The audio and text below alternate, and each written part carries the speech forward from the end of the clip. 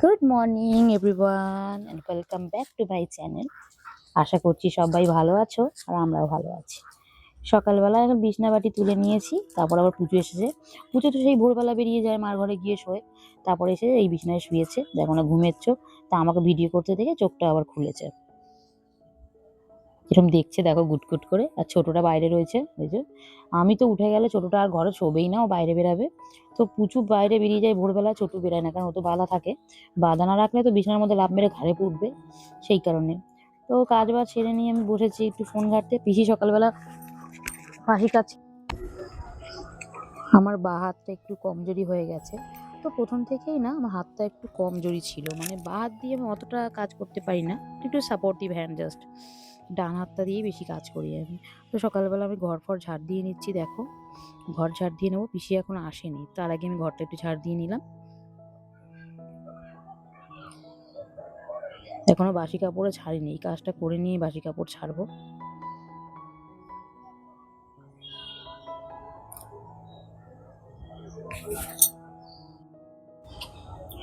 রাতের বেলা আমি মৌরি ভিজিয়ে রেখেছিলাম জলে, তো সেটাই এখন সকালবেলায় আমি ছেঁকে নিচ্ছি, তো সেটাই খাবো। মৌরি ভেজানো জলটা না সবারই খাওয়া উচিত, খুব উপকার। তাতে যদি একটু মিশ্রি ভেজানো যায় আরোই ভালো হয়। তো মিশ্রিটা শেষ হয়ে গেছে, তাই জন্য দিতে পারলাম না। তো বেশ কিছু জামা কাপড় অনেকদিন ধরে জমেছিল আমার হাতের জন্য, আমি কাচতে পারছিলাম না।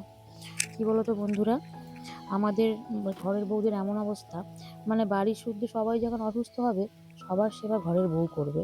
মানে স্বামী অসুস্থ হলেও ঘরের বউ সেবা করবে, শাশুড়ি অসুস্থ হলেও ঘরের বউ সেবা করবে। কিন্তু ঘরের বউ যখন অসুস্থ হবে, তার কিন্তু সেবা করার কেউ কিছু থাকে না। তখন বাড়িতে দক্ষযজ্ঞ বেঁধে যাবে, একটা কাজ করতে গিয়ে ঝগড়া বেঁধে যাবে, এরকম অবস্থা।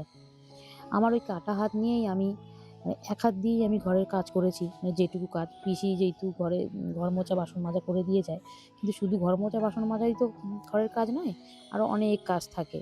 যেমন ধরো ছোটো ছোটো জামা কাপড় কাচার থাকে, ধোয়ার থাকে, তারপর নিজেরও কিছু যত্ন নেওয়ার থাকে, চুল বাঁধার থাকে, শ্যাম্পু করা থাকে, রান্না বান্না থাকে, বাথরুম পরিষ্কার বলো, টয়লেট পরিষ্কার, সমস্ত কিছুই করতে হয়। তো সেগুলো করার কিন্তু লোক থাকে না, সেগুলো আমার একাই করতে হয়। মানুষ দেখেও যদি মানুষের চক্ষু লজ্জা থাকে না যে একটু করে দিই, মানুষটা এই অবস্থা সারা বছর তো করে, অন্তত এই সময়টা আমরা করি।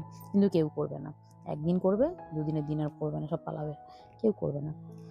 তো তাই না, কি বলতো, ওই জন্য না বিয়ের প্রথম প্রথম না নিজেকে খারাপই রাখতে হয়, ভালো কাউকে দেখাতে নেই। মানে আমি তো এমনিও কারোর কাছে ভালো হতে পারিনি, আমার নামে নিন্দা অনেক করে বেড়ায়। আমি ভালো না, আমার স্বামীর নাম সাগর, সাগরের বউ ভালো না, ভালো হয়নি, এরকম নিন্দা আমার শুনতে হয়। তো আমি আর পাত্তা দিই না, কেন বলো তো, সবাইকে খুশি করা না একসাথে সম্ভব নয়। কারোকে কখনো খারাপ ব্যবহার করিনি আমি, তাও আমি ভালো হতে পারিনি কারোর কাছে।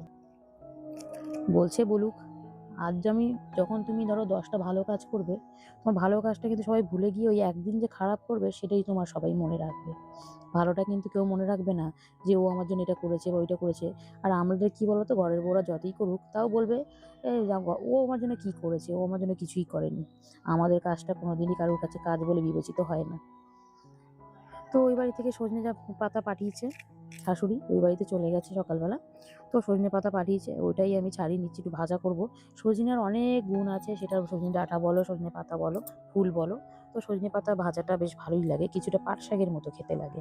তো আমি ছাড়িয়ে নিয়েছি সমস্ত। তো এবার এইগুলোকে আমি ভালো করে ধুবো, ধুয়ে নিয়ে আমি এগুলোকে একটু ভাপিয়ে নেব। তো চলো রান্নাঘরে যাওয়া যাক। আমার যে কত স্বপ্ন রান্নাঘর নিয়ে, কি বলবো, হয়তো সব মেয়েদেরই, সব ঘরের বউদেরই এটা সবারই স্বপ্ন থাকে যে নিজের রান্নাঘরটা একটু ভালো করে আমরা সাজাই। কারণ আমরা মেয়েরা কিন্তু বেশিরভাগ সময়টা আমাদের রান্নাঘরেই কাটে, সকাল থেকে উঠে দুপুর পর্যন্ত বেহাই টাইম কিন্তু আমাদের রান্নাঘরেই কাটে। রান্নাঘরটাকে সাজাতে কিন্তু সবারই ইচ্ছা থাকে, কিন্তু কি বলতো, এই সংসারের এত খরচ সামলে আর হাজবেন্ডরা আর পেরে ওঠে না যে এক্সট্রা কিছু দেবে, যে ঘর গোছানোর জন্য দেবে। দেয় না, অনেকে দেয়, বাট আমার বর দেয় না। চাইলেও বকা শুনতে হয়, নেই, কোথায় পাবো। সে সত্যিই তো আমাদের। আর মেন কথা, তোমরা অনেকেই জানো যে আমি সুস্থ মানুষ নই। আমার এই কোমরে যে টিউমারটা রয়েছে তার জন্য অনেক ওষুধপালা সেরকম নেই, কিন্তু তাও আমার ছোটোখাটো রোগ লেগেই আছে যবে থেকে আমি বিয়ে করেছি। আমার শাশুড়ি মা, আমার সবারই টুকটাক ওষুধ আমাদের লাগে। তো ওষুধে অনেক খরচা চলে যায়। তারপর আমারও এই প্রতি বছরও একটা খরচা যায়, ডাক্তার দেখানো থাকে, সিটি স্ক্যান থাকে। তো সেই জন্যই না আর একটু বলতে ইচ্ছা করে না, আর বললে না করে দেবে, সেই জন্য বলতে ইচ্ছা করে না। সেই কারণেই আমি ইউটিউব চ্যানেলটা স্টার্ট করেছিলাম, যাতে ইউটিউব থেকে ইনকাম করে আমি নিজের শখের জিনিস কিনতে পারি, ঘর সাজাতে পারি, নিজের ইচ্ছা মতো রান্নাঘরটা সাজাতে পারি, ঠাকুরঘর সাজাতে পারি। জানি না কবে হবে, চেষ্টা করে যাচ্ছি। ভগবান চাইলে হবে, তোমরা চাইলে ঠিকই হবে। তো বন্ধুরা, ব্লগটা আশা করছি তোমাদের ভালো লাগছে। তো দেখতে থাকো পুরো ব্লগটা, এই অনুরোধ করব। তো সজনে পাতাটা আমি ভালো করে ভাপিয়ে নিচ্ছি।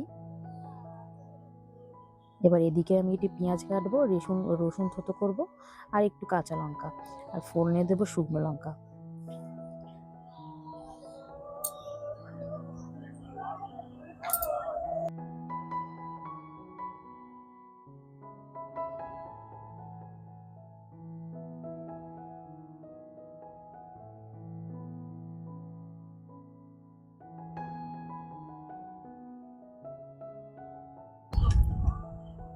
ব্যাস আমার ভাজা হয়ে গেছে কমপ্লিট, শাক ভাজা। আর বাদ বাকি রান্না তোমাদের দেখানো হয়নি। তো আমি শাক ভেজেছিলাম আর পটলের খোসা বাটা করেছিলাম। আর একটা কি যেন করেছিলাম, সে মনে পড়ছে না, ভুলে গেছি। কিরম ভাবো, আমি রান্না করে ভুলে যাই আমি কি রান্না করেছিলাম।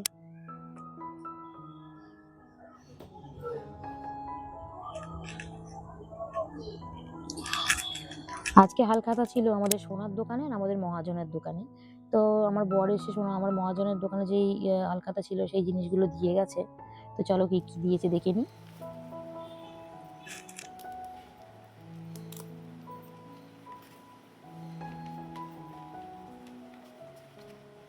এই যে ক্যালেন্ডার, সুন্দর ক্যালেন্ডারটা। ওই তুই কি করিস?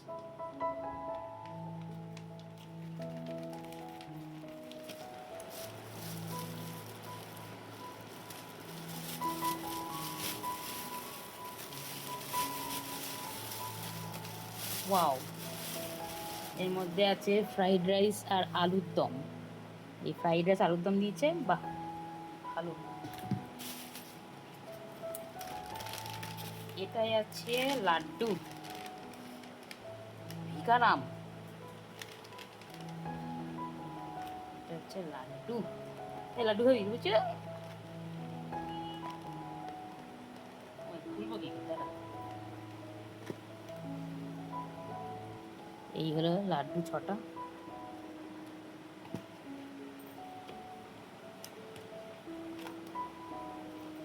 ছোট্ট 5টা একটা লাড্ডু খেয়ে নি।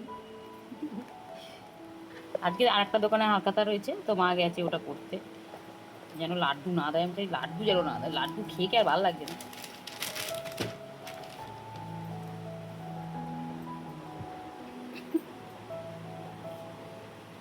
এই যে লাড্ডু, খারাপ না, ভালোই হয়েছে।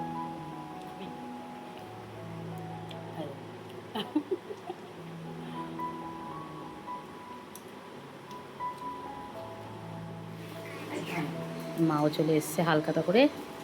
দেখি কি দিচ্ছে, লাড্ডু মাড্ডু না দেয়, লাড্ডু খেয়ে আর ভালো লাগে না। আমাদের দোকানে হালখাতা তো আমি লাড্ডু করে না, জানো তো, আমার ভালো লাগে না। আরে আমার ভালো লাগলে লোকের কি ভালো লাগবে? মনে হচ্ছে লাড্ডু করেনি।